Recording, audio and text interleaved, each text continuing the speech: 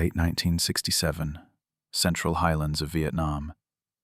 The maps called it Hill 421, Grid Square Bravo 4. To us, it was just a long, bony ridge you walked like a tightrope and hoped didn't snap. I was 22, an artillery forward observer, FO. If you want it simple, grunts shot what they could see. I told the big guns where to drop thunder on what they couldn't. I carried a PRC-25 radio that dug into my shoulders, a map folded so many times the creases looked permanent, and a little green notebook full of grids and corrections.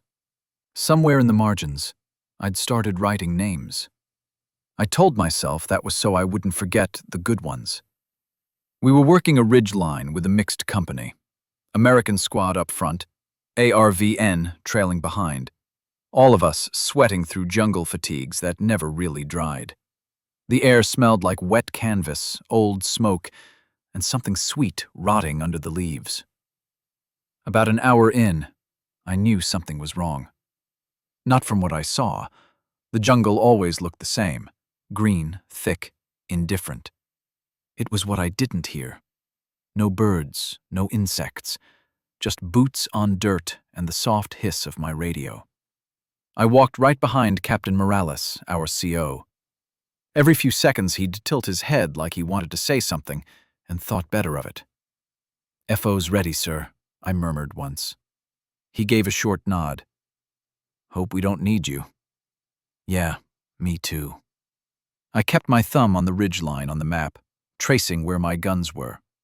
2 105 batteries to the west, a 155 farther back. We'd briefed a fire plan the night before. Pre-plotted targets, likely ambush funnels. Textbook stuff. On paper, it looked clean. Reality showed up about 3 minutes later. The point man's fist shot up, that little clenched signal that freezes 50 men at once. The line bunched behind him. I dropped to a knee, scanning the tree line left, the brush right. Just walls of green. The first shots sounded like someone snapping dry twigs beside my ear. Short automatic bursts from the left, then the right, then from ahead.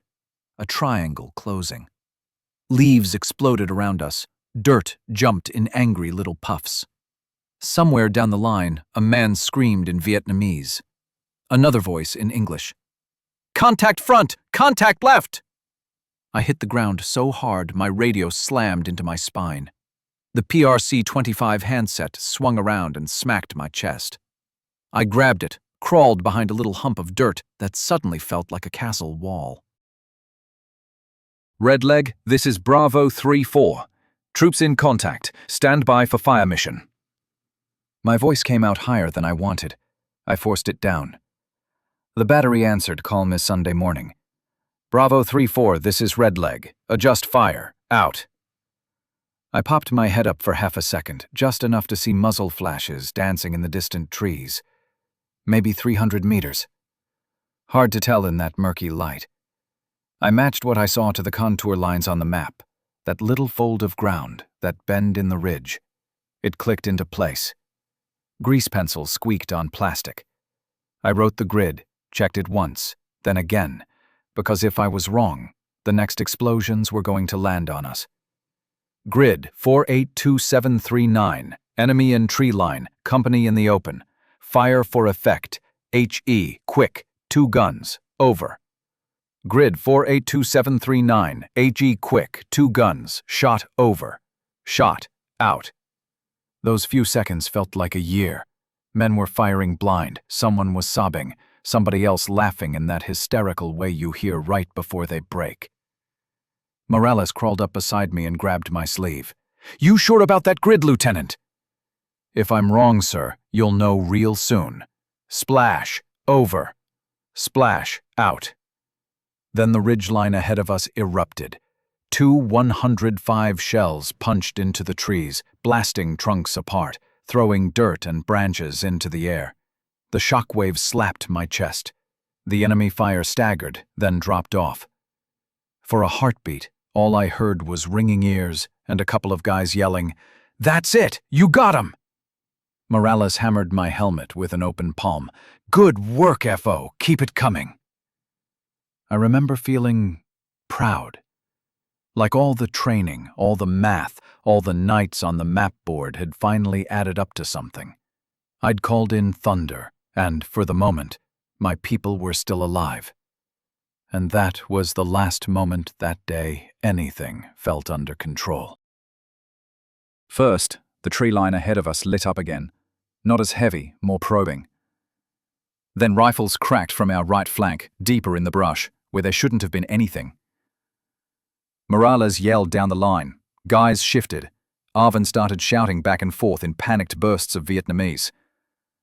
I dropped beside a small stump, flipped my map open, and froze. The plastic overlay was smeared with mud, sweat, and something darker. At first I thought it was just dirt. Then I realized a streak across grid 483738 was red, tacky, half-dried. Private Jensen had used my shoulder as a handhold when he'd crawled past, bleeding from the arm. He'd dragged his blood right across my contour lines. "Red leg, this is Bravo 3-4, adjust fire." I started, then hesitated. "Stand by." I looked up. What had been a line of men was now a broken curve. Some had fallen back behind a little rise. Some had surged forward to help a wounded guy. Arvin on the left were drifting down slope without telling anyone. The neat little symbols on my map, Alpha platoon here, Bravo there, were now lies told by paper. "You guys want to move, at least tell the guy with the artillery," I muttered. The radio cracked in my ear. "Bravo 3-4, this is Redleg. Say again, last grid, over." I swallowed. The enemy fire was closer now, sharp, precise. Someone yelled that he saw movement behind us too. Encirclement. Beautiful. "Redleg, enemy elements advancing from previous grid. Friendlies displaced 30 to 40 meters west, correction unknown. Request splash closer, danger close, over." Silence. Then battalion came on the net. Different voice, different weight. "Bravo 3-4, this is 6. Be advised, your last target is within 100 of friendly positions. Confirm you want to bring it in tighter, over." My thumb shook on the handset. 100 meters on a gun line that's been firing all morning? With wind, canopy, bad data? That was nothing. That was a coin flip with somebody's name on it. I looked around. At Morales shouting, at Corman working on a kid whose leg was wrapped in a tourniquet, at Arvin crouched with eyes wide and white. If I pushed the guns out, the NVA would keep walking rounds into us with their own mortars and machine guns. If I pulled them in, I might be the one who killed us. 6, Bravo 3-4. Confirm danger close. Bring it in 50. We're getting overrun. Over. There was a pause long enough for me to hear my own heartbeat over the gunfire. "Roger, danger close. 5 rounds, fire for effect. Out." I wanted to throw up. Instead, I crawled to Morales, shouting over the noise. "Rounds incoming, danger close. Get everybody's heads down." Somebody grabbed my sleeve. A grunt with grime-smeared cheeks, eyes wild. "FO, you dropped that shit on us, I swear!" "You want them to walk right through us? Get down!" "Shot, over." "Shot, out." The seconds stretched. Then the ridge behind the enemy, and just off our own left flank, exploded. Tree bursts lit the undergrowth, shrapnel snapping branches like twigs. I felt the concussion in my teeth. A man 2 foxholes over screamed, not in pain, in pure terror. One burst was just a little short.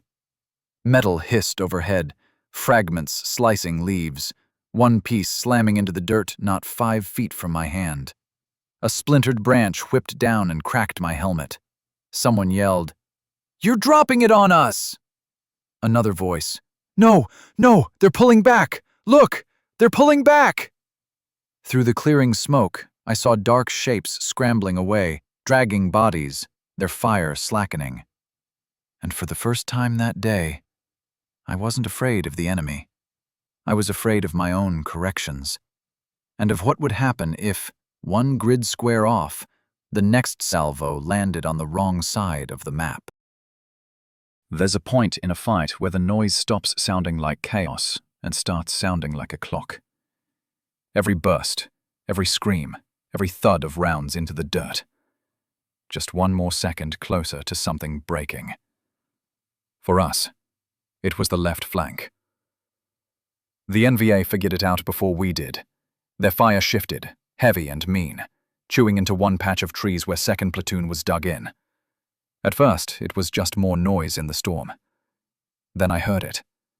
That change in tone when men stop shouting orders and start shouting names. Bravo 6, this is 2-6. They're in the trees 50 meters. We're getting rolled up here. Morales slid next to me, breathing hard. FO, they push through there, they'll fold us like a map. You got anything? I looked down at my board, at the smudged grid squares, the bloody fingerprint that had smeared over a contour line. I had one thing. Problem was, it was the thing you never want to say unless there's nothing left. I keyed the handset with hands that didn't feel like mine. Redleg, this is Bravo 3-4, fire mission. Over. Bravo 3-4, this is Redleg. Send it. I read the grid. I checked it. Checked it again. That cluster of numbers might as well have been a list of names. Be advised, danger close. I say again, danger close. Friendlies within 50. Over. There was a pause that cut right through the noise. Then a different voice came on. The battery commander, I guessed. Bravo 3-4, confirm danger close. You sure you want that, son? Over. I looked up. 2nd Platoon's tree line was shredded bark and muzzle flashes. I could see silhouettes falling back, dragging someone. The air between us and the NVA felt thin, like a wall made out of paper and prayers. A kid next to me was loading magazines with shaking hands, lips moving like he was trying to remember the words to something he'd forgotten years ago. Behind him, a wounded ARVN soldier stared at the sky, chest rising and falling too fast. Redleg, Bravo 3-4, confirm danger close, fire for effect. Roger, danger close, 5 rounds, fire for effect. Shot, over. Shot, out. I pressed my face into the dirt and screamed. Heads down, danger close! The world inhaled. Even the enemy guns seemed to hitch for half a heartbeat. Then the ridge behind 2nd Platoon erupted. The first salvo landed close enough that it felt like the earth tried to stand up and throw me off. The blast punched the air out of my lungs. Tree trunks snapped. Dirt and leaves and metal rained down so thick, I thought for a second we'd just erased ourselves. Someone screamed, "You killed us! You killed us!" But then I heard it. That different kind of screaming. Higher pitched, in Vietnamese, cut off mid-word. Shapes that had been moving toward our guys were suddenly just pieces, disappearing into smoke. Morales grabbed my shoulder, eyes wide. It worked! Jesus, it worked! I nodded, but my stomach had twisted into a knot I knew wasn't going away. Because from that moment on, every up 50 or left 2-0 wasn't just math and map grids anymore. It felt like picking up a pen with a hand that wouldn't stop shaking and signing somebody else's name on a line they never got to read. After that first danger close, time stopped being hours and turned into distances. 50 meters. 30. 10. How far the next line of NVA would get before I could drag the guns on top of them again. The sun started to slide across the sky, but I only noticed it because the shadows moved on my map. The ridge that had been in the shade was suddenly bright, and the sweat on my hands made the paper soft, almost pulpy. Somewhere in there, I ran out of room to care about that. I stopped firing my rifle. My weapon was the radio. Redleg, Bravo 3-4, adjust fire, over! Bravo 3-4, Redleg, send it. Grid, direction, distance, up 50, left 20, repeat. It was like being inside a drum. Every time I spoke, the world answered with steel. We ran low on ammo, low on water. The grunts' voices got hoarser, their shouts shorter, their bursts of fire more controlled. That tired kind of discipline you get when you know there's no resupply coming if you screw it up. At some point, I felt a hand grab my shoulder and shake hard. "FO! FO, you just gave 'em our own grid!" I blinked down at the board. Somewhere between the smoke and the screaming and the ringing in my ears, I'd swapped two numbers in my head. Two little digits that, if I'd keyed them, would have walked a battery right into the middle of 1st Platoon. Correction, I muttered, throat dry. Stand by for correction. The RTO glared at me, eyes bloodshot. Wake up, man. You check it, I check it, we all check it, yeah? I nodded. From then on, every grid I said, he repeated under his breath like a prayer before I keyed it. HQ came back on the net once, calm and far away. Bravo, be advised. Intelligence still assesses enemy as small probe. Break. Recommend conserve artillery. Over. I just stared at the handset, listening to the hill trying to tear itself apart around me. Grimly, low. Red leg, this is 3-4. Fire for effect. I say again, fire for effect. Multiple batteries if you've got 'em. The ground shook in waves when the big volleys came in. You could feel it in your teeth, in your ribs.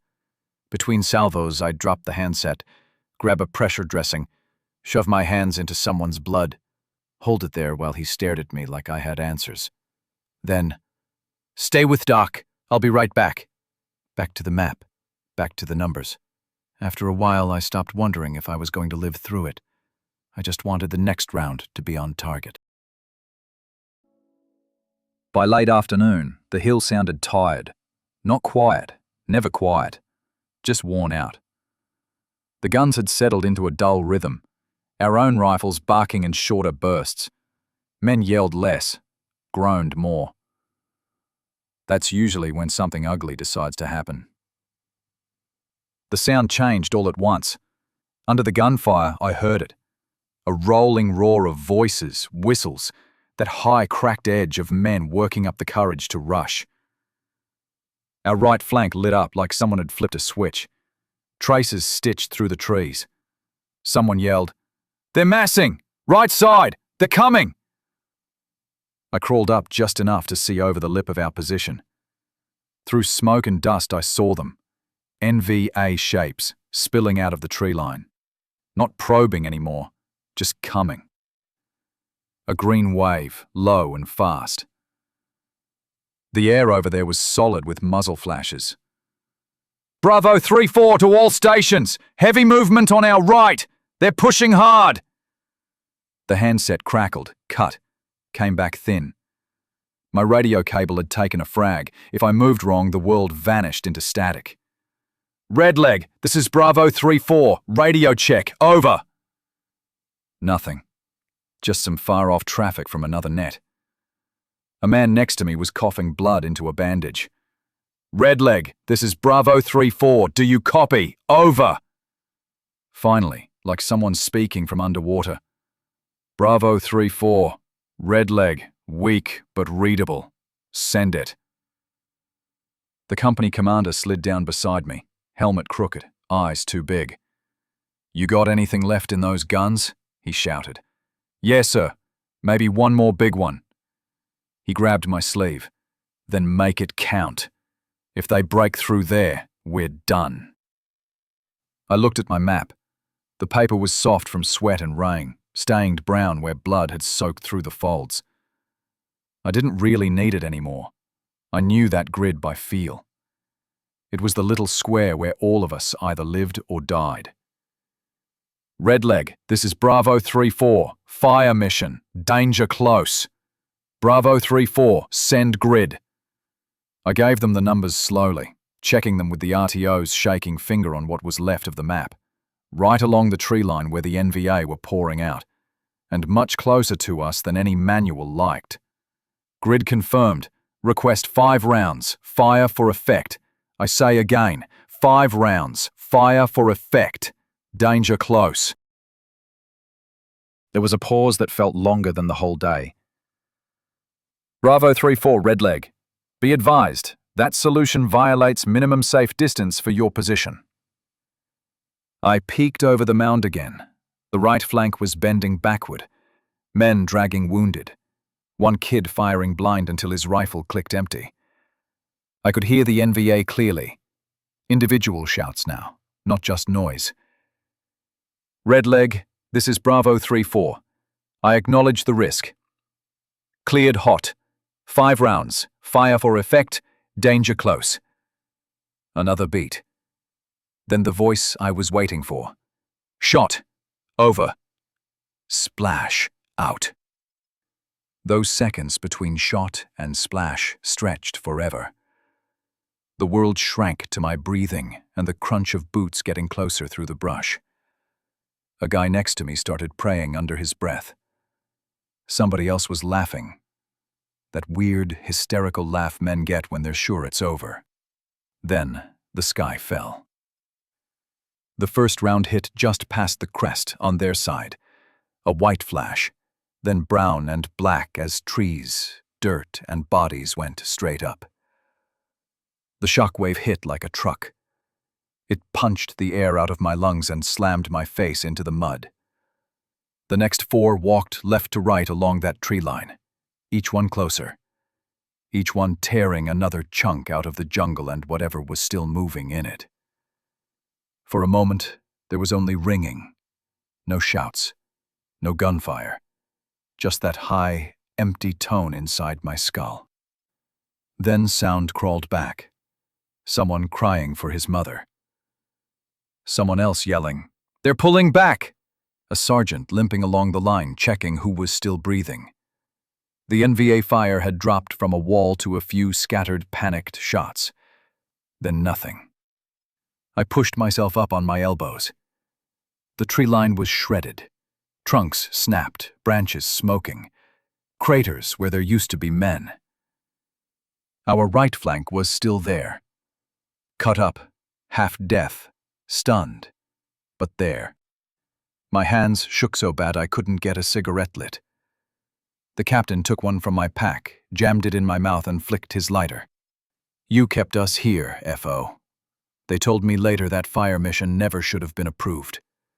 On paper it broke every rule about safety and distance. But standing on that hill, looking at the men who were still alive because of it, all I could think was, if they hadn't said yes, none of us would have been around to argue about it." Exhausted relief mixed with guilt, carrying the knowledge that his numbers saved them by coming inches from killing them. I live a long way from that ridge now.